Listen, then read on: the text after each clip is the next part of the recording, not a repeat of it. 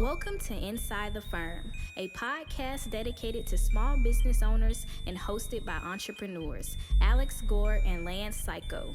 Each week, they take you on their journey of how to start, run, and grow a business by bringing you inside their architecture and real estate development firm. Get a behind-the-scenes tour of how these business leaders manage their clients and foster company culture while creating new and innovative projects.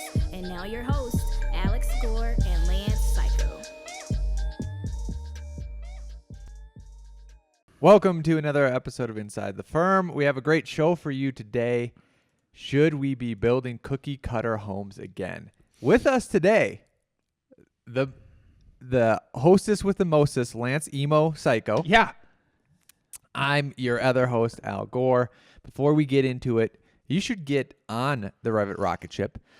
Speaking, you probably don't know this. Blue Origin made like a copy of one of the SpaceX ones, and it worked. I saw that.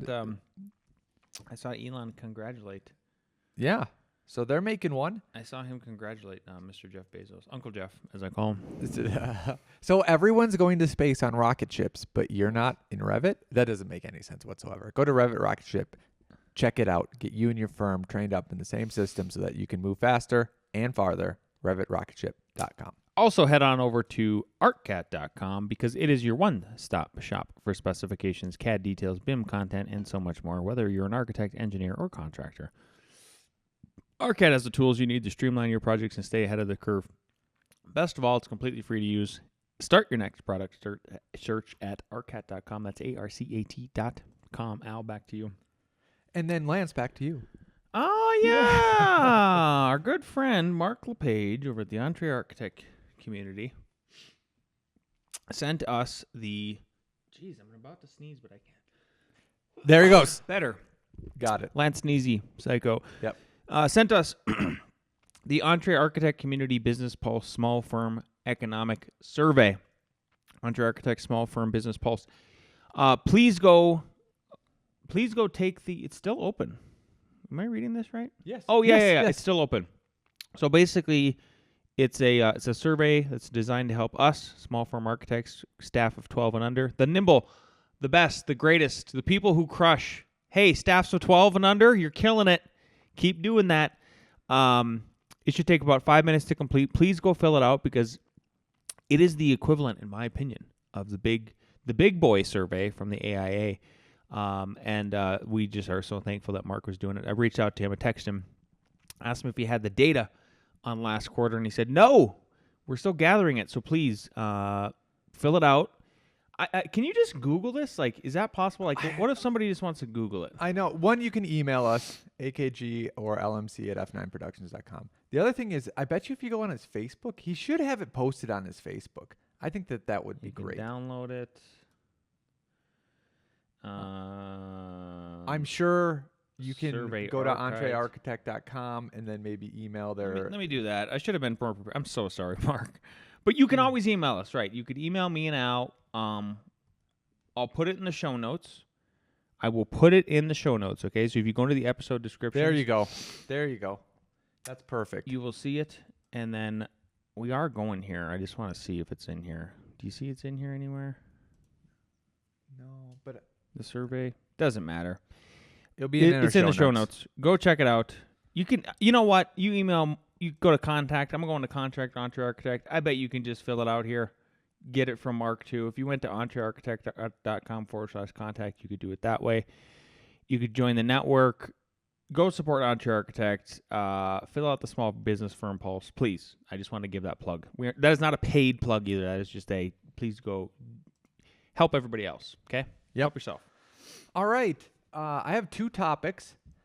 Well, the headline of the show is, should we be building cookie cutter homes? And LinkedIn, we're going to go over two posts. And I felt it was interesting because I feel like it's almost the opposite advice, but it's for different sorts of builds. But I'm going to read the first one from Cameron Upton, who helps home builders and modelers land high margin jobs, right? But this post is really good. It starts, the most successful home builder of the 20th century fired any carpenter who was too good. What? After World War II, William Levitt What? Can you faced imagine having that labor issue? Oh my gosh. an Keep impossible task. Yep. 12 million vets returning home to catastrophic housing shortage. The industry's answer? Slow, inexpensive custom work. Huh. The way it's always been done. They told him to be patient, to build one good house at a time. Here's what Levitt understood that everyone else missed. America didn't need more craftsmen. It needed a factory. So he bought 4,000 acres of Long Island potato fields and started building. But it wasn't a construction site. It was an open air assembly line. He broke the building process into 27 rigid sequential steps. Trucks arrived, color-coded, dropping off pre-cut lumber at precisely marked spot. One team poured the concrete slabs. Then a truck dropped off the pre-assembled walls and stairs. Then a team of plumbers arrived with one job: connect identical pipes.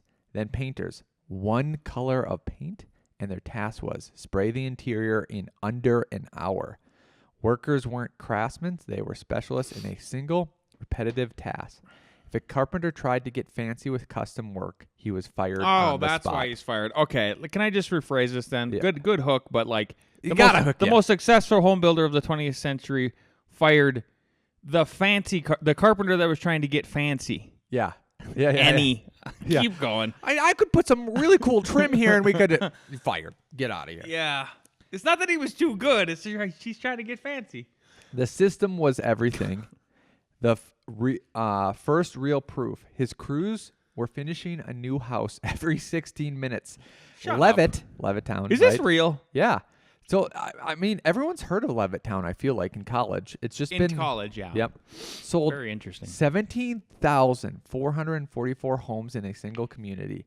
He didn't just outsell his competitors. Wow. He made them irrelevant. Is there like a documentary on this? Keep going. I bet you there is. Most founders are trapped because they confuse the product with their system. Your product is the thing you deliver. Your system is the machine that lets you deliver at scale. You can have a world-class product, but without a system, you don't have a business. Blah, blah, blah, blah, blah, blah, blah. Mm-hmm. Blah, blah, blah, blah, blah. What I think is so... Yeah, they could have stopped it. But without a system, you don't have a business. Yep. Sorry to critique the LinkedIn post, but it was good. Trust me. I just think you could have leaned it up a little bit. Yeah. It's time to engineer a machine, and that's what he goes into. Yeah. What I think is unique about this and what Steve Jobs said, Steve Jobs says the customer doesn't know what they want. I know what they want. Yep. Right? Because if you ask them, like, they aren't going to come up with the iPhone. There's going to, all this other stuff. And I think what's happening now is that these builders, Lennar and all that, they're competing, and people come in and they see, a house, and they're like, oh, either the husband or the wife, oh, I want this granite, I want this. Oh, we can accommodate that because our competitors are.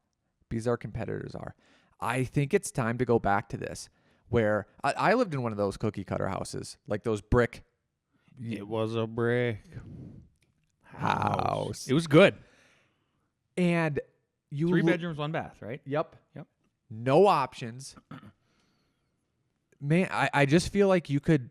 I'll be honest with you. Our development, I think we could have done a little bit more commoditization. I mean, I walk up and I round the building because I live in it. We work in it. It's like the buildings. I'm seeing it from different perspectives all the time. Yeah. Coming from the King Supers up north. Oh. And that perspective is right. You know what I'm talking about. Where you're like, dang, this is pretty good architecture. Dude, I looked from the backside coming through, It's really and you can good, see the jut out. Especially with our little neighborly friend cut down the tree. But so the facades are awesome, but and the insides are good too, good finishes. But it's like, geez, I think, we could have toned it down. And I think it's nice. Obviously, when you go, oh, you have these options, you can do all this. But I think there's a different clientele, a 28-year-old who can't get into a house. And all of a sudden they say, man, I can get into this house for $100,000 cheaper. And then the pitch is, right, you get into this house, it's set, it's cookie, it's not going to be, terrible or anything like that. And then know what? In 5 years, then you can redo the kitchen. You know what I mean? Yep. In 5 years, you can redo the bathroom. Yeah. And all that. It'd be towards a more affordability for sure. There is a documentary on this. I'm gonna watch it this weekend. You watch me watch it. Smithsonian's Channel, The Birth of Modern Suburbia. Just live stream yourself. I might. Yeah. Live react. Yep. We can go live on YouTube. We're verified and all that. Yeah. So I'm gonna check that out. That was cool. Al. What else? You Okay. So the other one, Nick Schiffer, This is CEO of now to Craftsmanship. Yep, NS Builders. If you look that up on YouTube, he has a lot of good contact of him building building houses and all that. He says the residential construction industry is broken and most people are too numb to admit it. Builders overpromise to win jobs. Architects design in a vacuum. Clients get sold on value engineering that strips out everything valuable. Then everyone acts shocked when the project is late, over budget, and filled with tension. It's not a design problem. It's not even a cost problem. It's a process problem. Too many builders treat communication as optional. Too many architects assume execution is someone else's job. And too many clients are stuck in the middle holding the bag for an experience that should have been incredible but ended up exhausting. The industry loves to talk about craftsmanship, but craftsmanship means nothing without alignment. And then he goes into how NS Builders is great. I believe them. Pre-construction first, data-driven budgets, daily reports, architects protected, clients informed, and details executed. So this is the craftsman side and the communication side care. And I think this is for the upper-level clientele. I feel, though, that a lot of the industry is going that way, and that's fine. But now you're going to serve the top 5%, the top 1%, or the top 1 of 1%. And the other post was about serving the other 99%. You need to. This is my pitch to. You need to go to Architect's Guide to take the leap, become an architect who builds, and go with the cost plus model, because then you won't have to overpromise to win the jobs. You're just gonna come to an agreement that works for you, works for them, and you're gonna make it happen. It's gonna be open, honest. It's gonna be everybody's going to be held accountable because of that situation. Then your architects aren't going to be designing in a vacuum. And once again, I got a quick little anecdotal here, but it's real. Was at the job site yesterday playing architect builder, and at one of our commercial jobs, talking with the framer. Me and the framer, me also a literal carpenter who has framed many, many buildings in my life. We're looking at this detail that my architects drew and engineer on how we're going to put in this ledger. And I go, I looked at Danny. I go, do you got any ideas how we're going to we're going to build a temp wall that's over 20 feet tall? You know where I'm going with this. To hold up the roof. And no, he goes, no, do you have any ideas? I'm like, I guess here's one off the cuff. And it was a horrible idea. Because it was like not get the juices flowing though. Yeah, get the juices flowing. And it was like, wow, that would be what? And I'm like, why can't we just put the ledger underneath instead of cutting all these existing joists so we don't have to temp anything up? All this is going to be hidden anyway.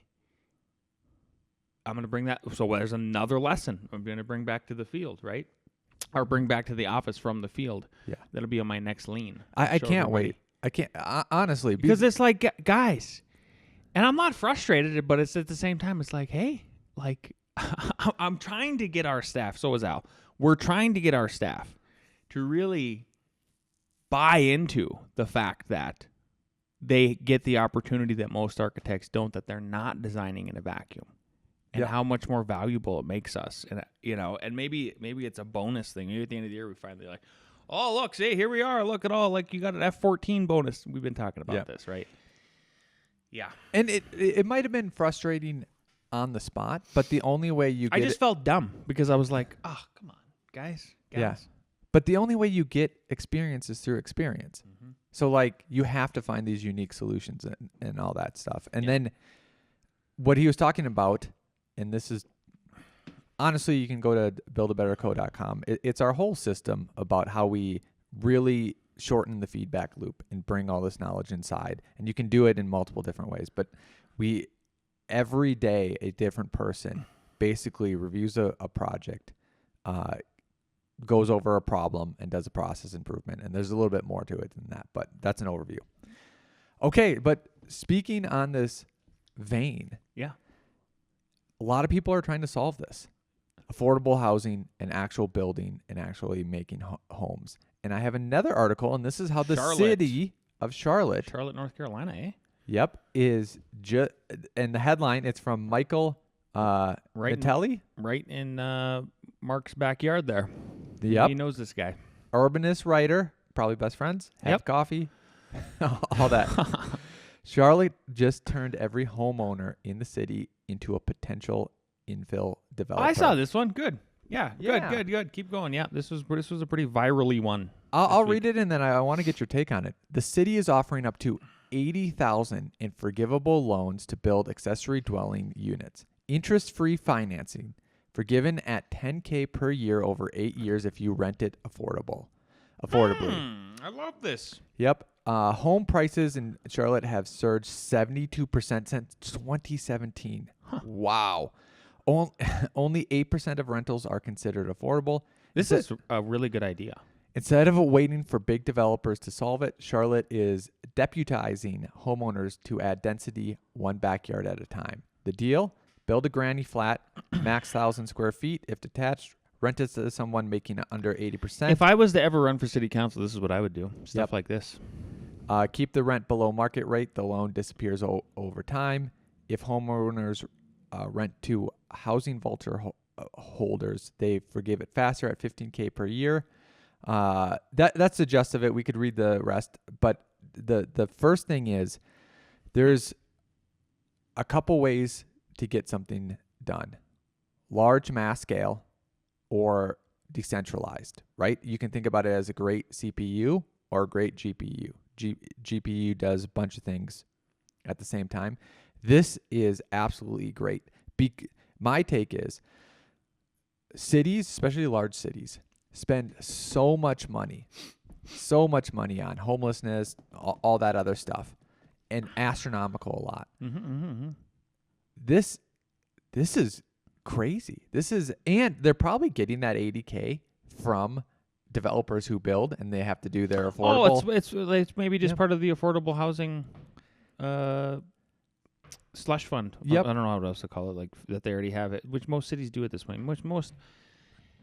Any cities that are in a progressive area too, right? Like even these operate in a city of 100,000 people, but it's in a super progressive area, so this is part of the deal. And I bet that their numbers are probably, when we do big affordable housing projects, probably comes out to see it has to pay at least $100,000 per one. They're like, well, let's try this. Let's see if the people can do it faster and distributed. And I bet they can. So I think this is brilliant. Yeah. I think this is brilliant. You know what, Michael? I'm giving you a follow. I was live on air, everybody. Giving you a thumbs up. Maybe we'll connect even one day. I don't know. How popular is this guy? Good writing, good reporting. That's it? 255 connections? Oh, watch this. We're connecting in real time. Following 1,193, now 94 followers. Yeah. Wow. Cool. Good stuff. Okay. I think let's save this architecture AI review for next week. We have I'm going to give you a sneak peek. We got an email. I've just been fascinated by this. Well, everybody is, right? Like, we can't. What were we talking about a few years ago that we could not quit talking about in the Bitcoin? architecture? Yeah, still talking about it. We're not going to watch this now, but I'm just going to give you architects are not ready for this new AI tool. Everyone with their headlines are just so out there. Yeah.